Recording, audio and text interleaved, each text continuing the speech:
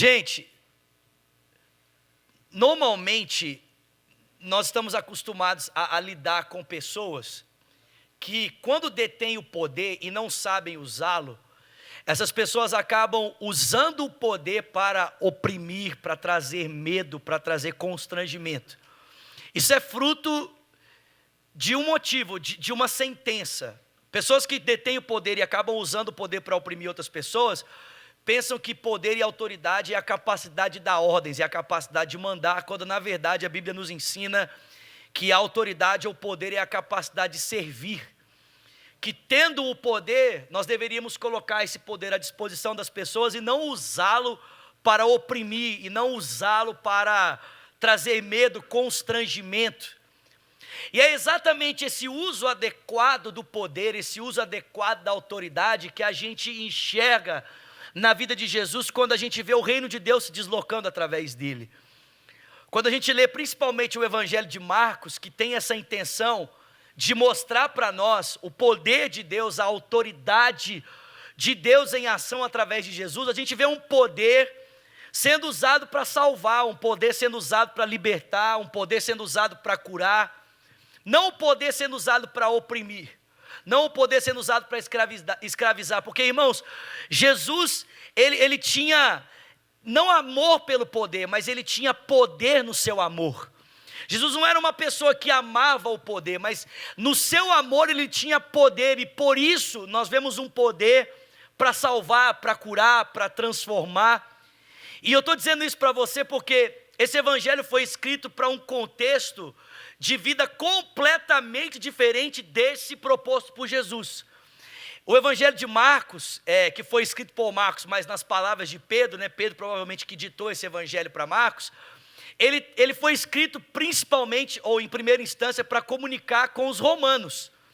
E se existia um povo na época de Jesus que sabia usar o poder para trazer medo, constrangimento, opressão às pessoas, eram os romanos.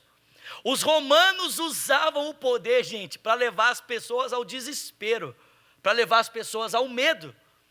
E a prova disso está principalmente na crucificação. Eu não sei se você sabe disso, mas os romanos não crucificavam qualquer pessoa. Os romanos normalmente crucificavam pessoas que tentavam se rebelar contra o império. Pessoas que tentavam de alguma forma relativizar o poder do imperador ou relativizar a estrutura de poder de Roma. Essas pessoas sim eram crucificadas. Por quê? Porque todo mundo, ao olhar para aquela pessoa crucificada, ia receber uma notícia. E qual a notícia? Isso é o que acontece com qualquer pessoa que tenta se opor ao império. Isso é o que acontece com qualquer pessoa que tenta se opor ao imperador. Nós usamos o poder e crucificamos essas pessoas. É por isso, irmãos, que Jesus foi crucificado. E é por isso, dentro da estrutura do Império Romano, que os cristãos eram crucificados. Porque Jesus foi considerado uma ameaça, e os cristãos eram considerados uma ameaça ao império. Foi isso que os judeus tentaram armar a respeito da vida de Jesus. Tentaram mostrar que Jesus se auto-intitulava rei dos judeus, e isso então era uma conspiração contra Roma. Da mesma forma, o cristianismo, no decorrer da história da igreja, acabou também se tornando uma conspiração, entre aspas, contra o império. Por quê? Porque os cristãos proclamavam que só existia um único rei, o nome dele era Jesus. Mas perceba, queridos, aquilo que os romanos usavam para trazer medo, opressão, para levar as pessoas a viverem debaixo de um medo, de uma opressão, foi exatamente o que Jesus usou para nos trazer libertação. Aquilo que os romanos usavam para levar as pessoas a pensarem: eu preciso obedecer, eu preciso me colocar debaixo dessa estrutura, ainda que ela seja injusta, para que eu não seja submetido à cruz. Foi exatamente essa cruz, ou por meio dela, que o Filho de Deus nos libertou, trazendo a nós esperança, vida, paz, trazendo a nós a restauração do relacionamento com Deus e uma nova vida. Alguém pode dar glória a Deus por isso? Irmãos, Jesus deu um novo sentido para a cruz. A cruz na vida de Jesus deixou de ser um instrumento de opressão para ser um instrumento de libertação. E por que eu estou dizendo isso? Estou dizendo isso porque a gente também vive num mundo que muitas vezes, pela sua estrutura de valor, pela sua cultura também, quer nos levar a viver debaixo de medo. Quer nos levar a viver debaixo dessa estrutura de opressão, de medo. Pessoas com medo de viver, pessoas com medo dos seus problemas, pessoas com medo de casar. Não vou nem perguntar se alguém aqui tem medo de casar, amém? De assumir responsabilidades. Por quê? Porque nós vivemos em um mundo que muitas vezes o seu sistema, os seus valores, querem nos colocar debaixo dessa opressão, debaixo desse medo. E se eu pudesse listar aqui pelo menos 3 medos que acompanham a nossa cultura, eu poderia dizer para você que o primeiro medo que acompanha grande parte do mundo em que vivemos é o medo da morte. As pessoas têm um medo hoje desesperado de morrer. Falou em morte hoje, né? Morte! Cruz, credo, Virgem Maria, Nossa Senhora dos Evangélicos. Na época dos evangélicos pode, né, irmãos? As pessoas ficam desesperadas. Gente, preste atenção. Eu não sei se você já tinha parado para pensar nisso, mas eu sei que nós todos podemos ter uma vida longevo, amém? Todos nós podemos envelhecer com saúde, podemos envelhecer bem, amém, meus irmãos? A Bíblia não é contra isso. Mas, querido, preste atenção, às vezes, todo esse investimento da ciência para evitar o envelhecimento, nada mais é do que o resultado de uma cultura de pessoas que vivem debaixo de um medo de morrer. As pessoas têm tanto medo de lidar com a morte, que a cultura tenta de todas as formas minimizar os danos que o próprio corpo vem sofrendo com o envelhecimento, para lembrar todo mundo, ou para fazer todo mundo se sentir como se a morte não existisse. Só que, irmãos, biblicamente falando, preste atenção, o Salomão diz para mim e para você, que existe maior vantagem em estar na casa do luto, do que estar na festa. Sabe por quê? Porque no luto a gente para pensar o que está fazendo da vida, e na festa ninguém para. Ao invés de nós vivermos debaixo de um medo de morrer, nós deveríamos estar pensando em como desfrutar melhor a vida que Deus nos concedeu hoje. Amém, queridos? Ao invés de estar desesperado, meu Deus, eu posso morrer a qualquer momento, nós deveríamos estar usufruindo da sabedoria da Escritura para aprender a construir uma vida que a gente não vai se arrepender quando morrer. Você está entendendo, meu irmão? Evitar a morte não vai levar você a ter uma vida de sabedoria. Não é porque você vai... Tem gente que vive mais e ainda usa a quantidade de anos que vive mais para errar mais. Meu irmão, nós deveríamos, na verdade, estarmos adquirindo sabedoria para que a gente não se arrependa na morte do que a gente fez na vida. Ei, aí Deus falou, hein? Deus falou aí, hein? Sim ou não? Quem tomou aí de Jesus aí? Né? Como diria um amigo meu, enche Jesus, enche a minha cara de tapa, enche. Né? Enche Jesus. Mas as pessoas vivem com medo da morte. Irmãos, um cristão jamais deveria ter medo de morrer. Ninguém deu glória a Deus. Senhor da glória. Você que me assiste pelo YouTube, preste atenção. Vou repetir, amém? Um cristão nunca deveria ter medo da morte. Quero ver se esse glória a Deus é real, amém? Gente, presta atenção, por que nós não precisamos ter medo da morte? Porque a gente sabe que a morte não é o nosso fim, irmãos. Querido, presta atenção, a morte não tem mais poder sobre a sua vida.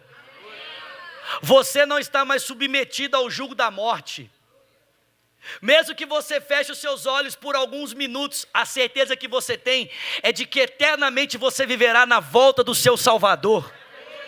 Como Jó disse, eu sei que o meu Redentor vive e por fim, ele há de se levantar sobre a terra. Mas as pessoas têm medo de morrer. E as pessoas não têm apenas medo de morrer, não. As pessoas também têm medo hoje das pessoas.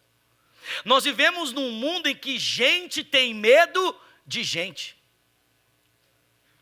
Porque as pessoas foram tão feridas, tão machucadas nos seus relacionamentos, que hoje as pessoas têm medo de desenvolver relacionamentos profundos, relacionamentos significativos.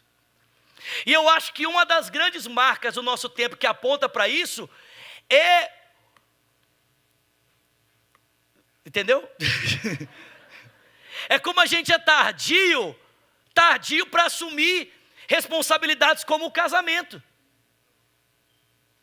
Gente, as pessoas se casam cada vez mais velhas, porque elas têm medo de casar. A verdade é essa, sim ou não?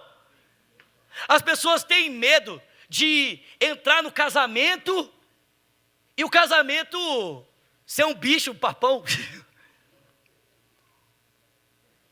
E as pessoas vão construindo alternativas para, entre aspas, desfrutarem da realidade do casamento, sem que necessariamente eu tenha que me submeter a essa estrutura e corra o risco de viver uma vida frustrada. Aí o pessoal vai morar junto, mas não casa.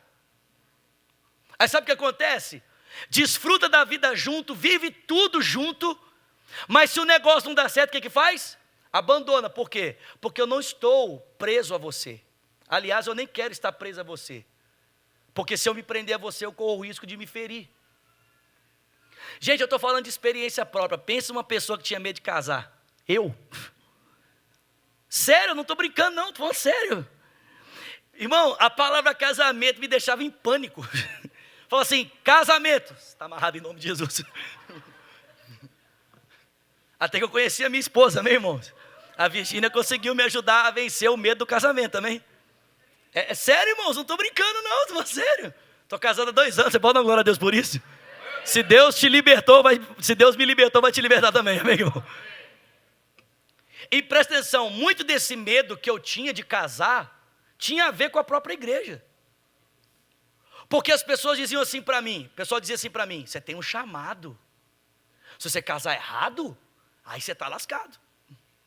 Essa pessoa vai acabar com o seu chamado. Aí, irmão, eu começava a namorar com a pessoa apresentava um defeito, eu já queria pular fora. Já ligava o radar de encontrar problemas, né? Que é todo mundo que... Você já viu a desculpa de todo mundo que não quer casar? É assim, não, mas a unha do pé dela é muito grande. Quem sabe o que eu estou falando aqui?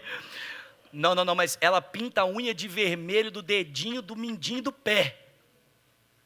Cara, às vezes o cara não tem desculpa nenhuma, mas ele fica tentando encontrar, ele liga o radar para ficar tentando encontrar alguma justificativa para meter o pé no relacionamento, porque na verdade o que ele não quer é lidar com a responsabilidade do casamento, porque ele tem medo.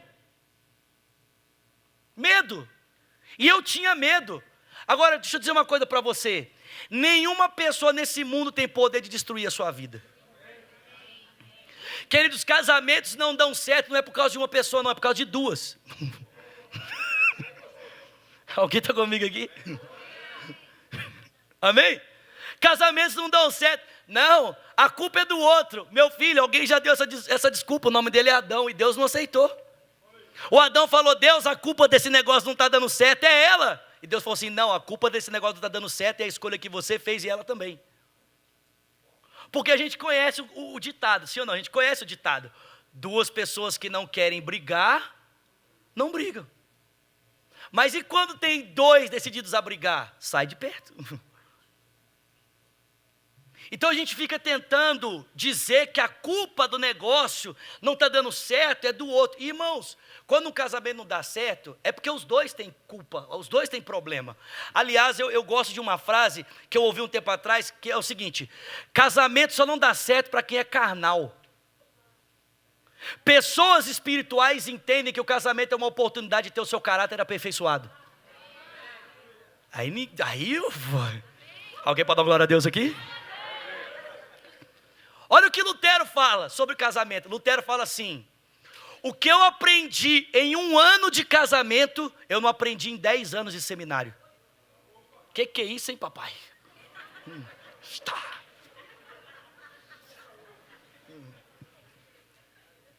O que o casamento me ensinou no caráter em 1 ano, eu não aprendi em 10 anos de seminário. Mas sabe qual é o problema? É que hoje o pessoal está escolhendo ficar 10 anos no seminário. As pessoas não querem casar, Porque elas têm medo, elas não querem ser tratadas, elas querem, né? E por último, irmãos, o último medo que eu poderia mencionar na nossa sociedade é o medo de Deus. Escute isso. Eu não sei se você sabe dessa estatística, mas 70% da população mundial deseja ter um relacionamento profundo com Deus, sabia? Mas não querem religião. 70% do mundo que vivemos, as pessoas querem ter alguma experiência espiritual. As pessoas querem ser tocadas por Deus, querem sentir a presença de Deus, mas elas não querem religiosidade. Sabe por quê? É porque muitas vezes o Deus que é pintado para elas dentro das igrejas é um Deus que elas estão passando longe dele. Porque é um Deus tirano, é um Deus opressor, é um Deus que ele fica buscando a oportunidade para punir você dos seus erros. E é por isso que as pessoas muitas vezes dizem: eu quero Jesus, mas eu não quero igreja. Porque elas às vezes veem um Deus encarnado em Jesus que não é o Deus que nós pregamos nos nossos púlpitos. Irmãos, escute isso. Eu não creio em um Deus que traz enfermidade sobre o seu povo para tratar o seu povo. Mais alguém aqui? Eu não creio em um Deus que coloca uma doença em você para tratar você no seu caráter. Quantos pais estão aqui? Quantos pais? Você colocaria uma doença no seu filho para tratar ele? Você quebraria uma perna do seu filho para tratar ele? Você colocaria um câncer no seu filho para tratar ele? Então por que você pensa que Deus pode fazer isso? Escute aqui, meu irmão.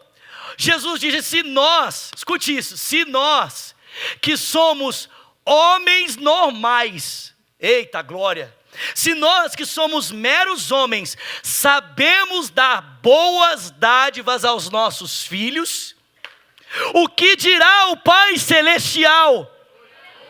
Irmão, a gente é homem, a gente é normal, e a gente nunca usaria disso para tratar com um filho nosso. Por que você pensa que você tem um Deus que poderia fazer isso com você?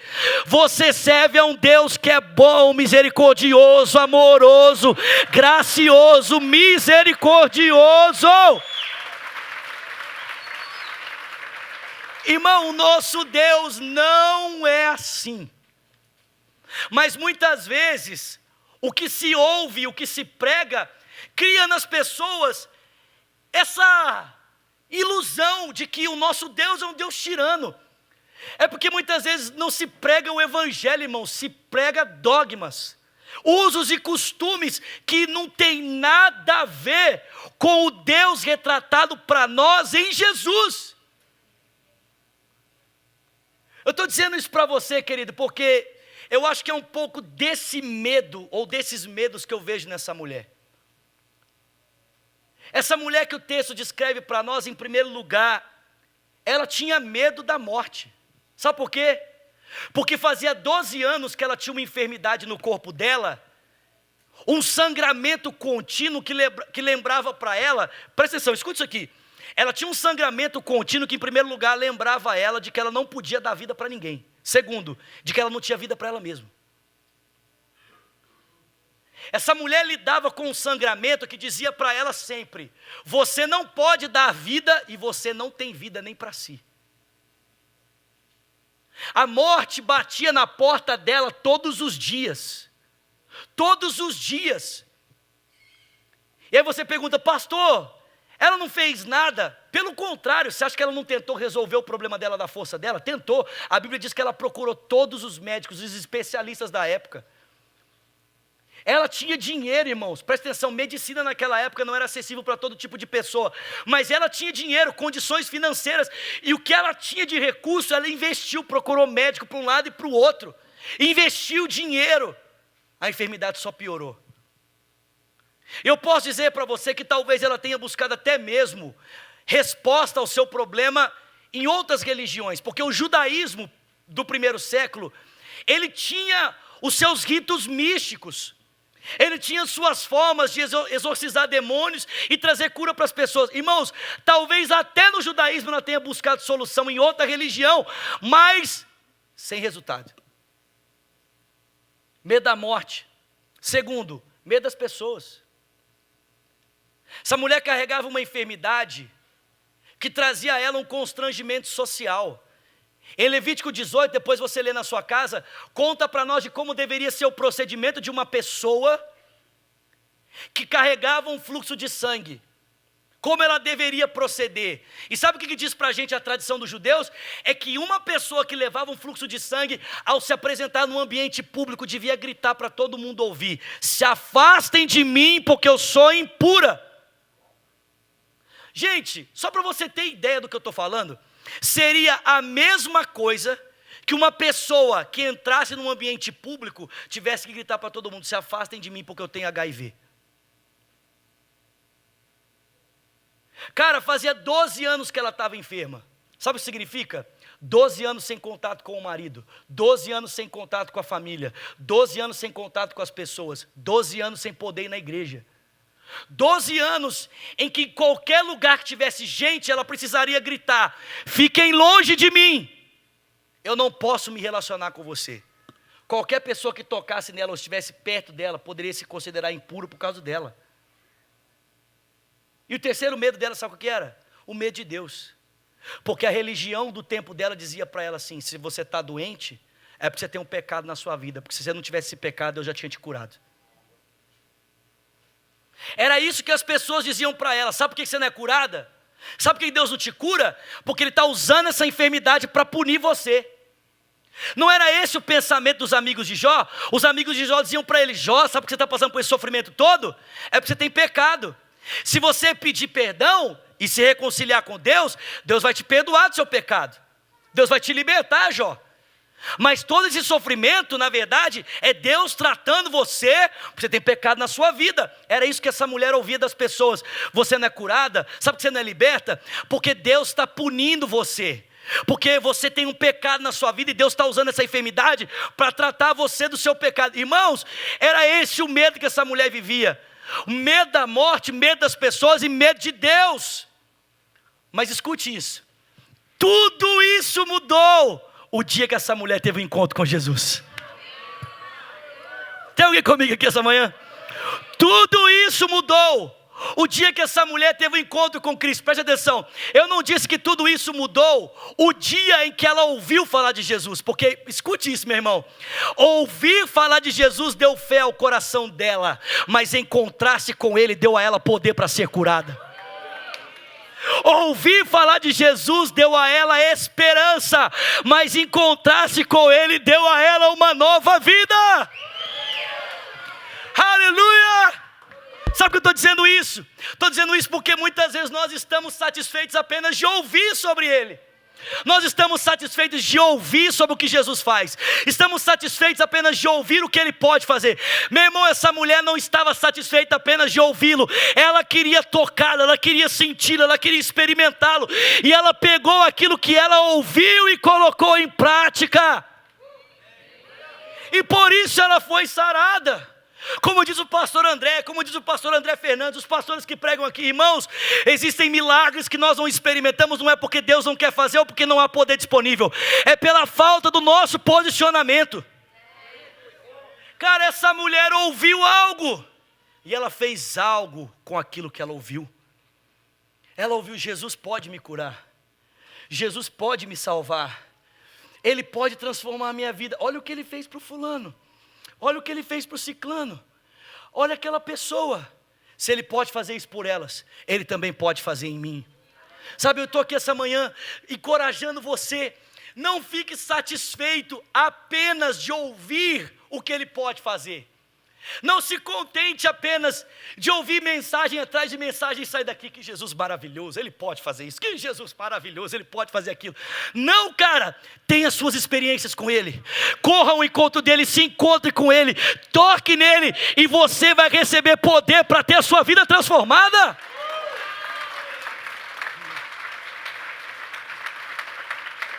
Irmãos, ela correu para Jesus, ela foi ao encontro. E esse encontro com Jesus, em primeiro lugar, livrou ela do medo da morte. Por quê? Porque ao tocar em Jesus, ela recebeu poder no seu corpo. Uau! Irmãos, quando ela tocou em Jesus, a Bíblia diz que virtude saiu dele. e entrou no corpo dela, e ela percebeu imediatamente que o seu sangramento havia se encerrado, e que a morte que um dia habitava no seu corpo havia dado lugar para a vida que Jesus havia soprado para dentro dela. Um toque, cara, tantas pessoas aglomerando, tantas pessoas pressionando, tantas pessoas ali em volta de Jesus, e essa mulher com um toque singelo, fez com que virtude saísse dele e entrasse para dentro dela. Só que, irmão, Jesus não apenas livrou essa mulher do medo da morte, ele livrou essa mulher do medo das pessoas.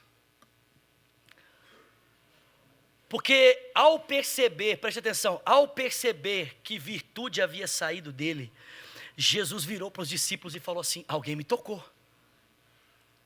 Aí o Pedro, né, os discípulos, mas irmão, essa resposta tem cara de Pedro. Você já ouviu aquele negócio assim, pergunta ruim, resposta intolerante? Aí eu acho que o Pedro olhou para Jesus e falou assim: não, você está brincando, né? Você tem uma multidão te aglomerando, você quer saber quem te tocou? E aí Jesus vira e diz: não, você que não está entendendo, não é o quanto as pessoas estão tocando no meu corpo, alguém me tocou diferente. Irmão, você acha mesmo que Jesus tinha necessidade de saber quem havia tocado nele? Sim ou não? Você acha mesmo que Jesus precisava saber quem era a pessoa que havia tocado nele e havia saído por dele? Sim ou não? Claro que não, irmãos.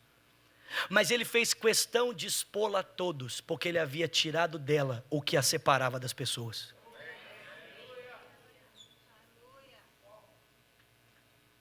Jesus fez questão de expor ela para todo mundo, para que todo mundo pudesse olhar para ela e falar assim: opa, peraí, essa não é aquela mulher do fluxo de sangue? Não é ela?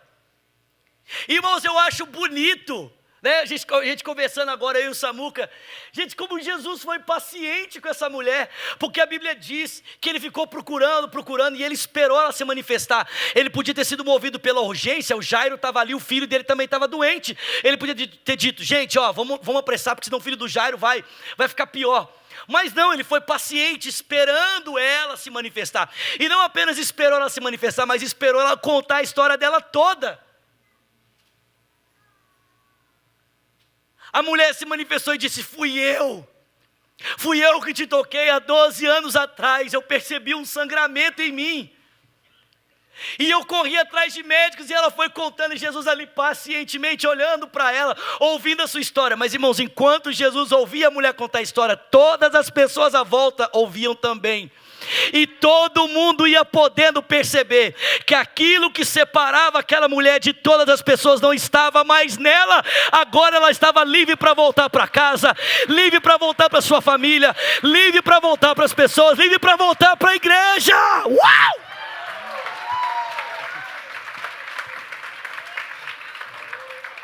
Cara, se você não se empolga, eu me empolgo. Isso aqui é demais. Que Jesus é esse? Meu Deus! Não tem nada que te impede mais de voltar para vocês. Estão vendo aqui? Jesus, vocês estão vendo aqui? Ó, essa mulher eu libertei ela. Pode abraçar, pode beijar, pode chegar. Ela está livre, eu libertei ela. E por último, irmãos, Jesus tirou dela o medo de Deus. Jesus tirou dela aquela imagem de Deus distorcida, errada. Jesus estava ali dizendo para ela: filha, deixa eu dizer uma coisa para você. Deus não está te punindo pelos seus pecados, Deus está te perdoando por meio da minha vida.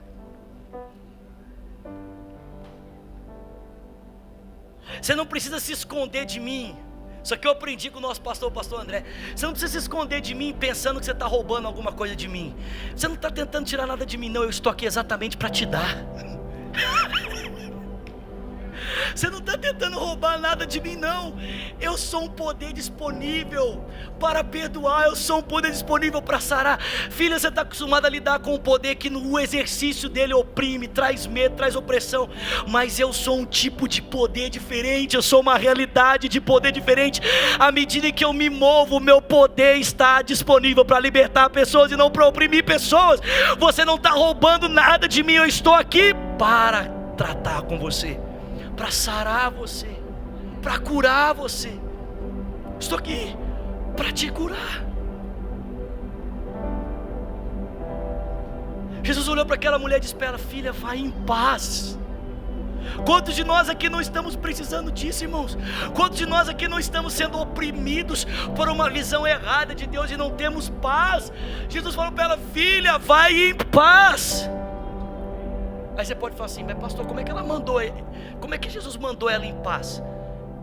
Ela não tinha que oferecer um sacrifício pela cura que ela havia recebido?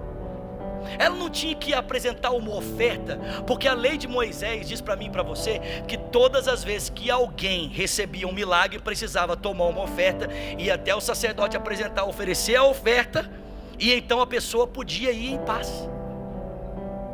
Mas Jesus disse para ela: pode ir em paz. Você não precisa pagar mais nada.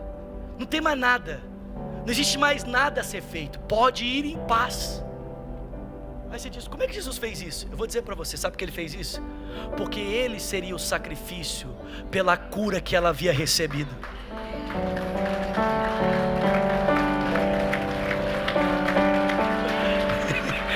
Certamente ele levou sobre si as nossas dores.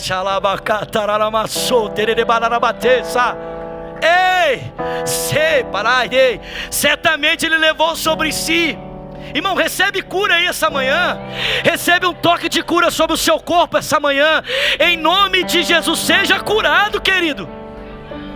Certamente ele levou sobre si as nossas enfermidades e as nossas dores. Levou sobre si. Nós o reputávamos como aflito, ferido de Deus, oprimido. Mas ele foi ferido pelas nossas transgressões e moído pelas nossas iniquidades. O castigo que nos traz a paz estava sobre ele, pelas suas pisaduras nós fomos sarados. Jesus falou para ela: pode ir, vai em paz. Não há nada a ser feito, não há nada a ser pago. Eu sou o sacrifício que você precisa. Eu sou a cura que você precisa. Eu sou a paz que você precisa. Eu sou o caminho para Deus que você precisa. Filha, tudo que você precisa sou eu. E eu estou aqui para dizer para você: está tudo certo, vai em paz. Sabe, eu não sei qual é o medo que você carrega na sua vida, que se esconde talvez atrás de coisas que você acha que são extremamente necessárias. Irmãos, às vezes nós temos medos enrustidos, medos que se escondem atrás de estruturas para maquiá-los. A gente às vezes tem medo de sofrer falta, e a gente maqueia esse medo dizendo assim: não, eu preciso disso porque, né? Na verdade é uma insegurança de que será que Deus vai conseguir prover o suficiente para a minha vida, dentro da realidade que eu tenho. Então a gente maqueia esse medo de uma forma que ele pareça menos perigoso. Deixa eu dizer uma coisa para você: Jesus está aqui, cara. Jesus está aqui. E Ele quer arrancar de você os seus medos. Ele quer arrancar de você os seus temores. Ele quer arrancar de você as suas preocupações. Você tem medo da morte? Cara, você conhece um Jesus que dá vida. Você tem medo das pessoas? Você conhece um Jesus que é capaz de arrancar de você o que te separa delas. Você tem medo? Um medo do amanhã, medo do futuro? Qual é o seu medo? Você tem medo de Deus? Jesus veio para mostrar para nós, irmãos, quem Deus realmente é, como Deus é. Aí você fala assim: Vinícius, mas deixa eu só quebrar deixa eu só quebrar essa estrutura talvez errada que você carrega.